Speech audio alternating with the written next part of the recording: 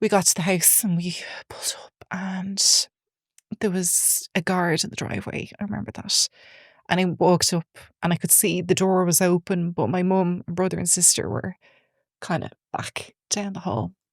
And the guard just said, "Sorry for your loss." And I remember just going, "Oh God, this is actually real." And just going in, I remember my mom, I'll never forget the image of her.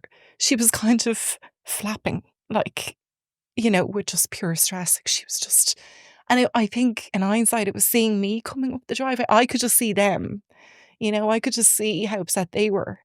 And as the eldest, that was really hard to see. My sister and brother were obviously devastated. My mom was really upset, but they're probably looking at me going, being pregnant and everything. I don't know. Everybody was at different places in terms of knowing what was really going on. But the conversation very quickly turned to, you need to decide if you want to see him. And I remember my mom like kind of getting out, I don't know if this is a good idea. You have to remember you're pregnant. And I was like, oh my God, what? Like, and they were like, he's still here. And my mom went up. And then I was like, I just don't know if I can. I just don't know if I can see him.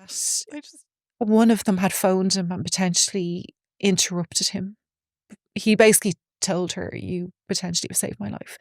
I was going to do this. I can't believe what I was thinking. And they told my mom and my brother about a month after. I don't even know if it was a month after the funeral. I think the next day he'd gone to their house and talked to them and said, "Oh, I don't know what I was thinking. I would never do that. I would never do that to my mom and, the kids, Dolores and the kids. I would never, ever do that." And he convinced them that this was just a blip and this would never happen. Like, I know Dad would have not wanted anyone carrying the weight of what he did, but it's frustrating, because he'd like to think someone would say, let's tell the family and make it, and we'll suffer the consequences of him being annoyed later.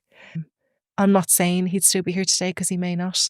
Sometimes this can still happen even after you've sought treatment and help and, but the fact that he told someone, I feel like he put trust by telling them that.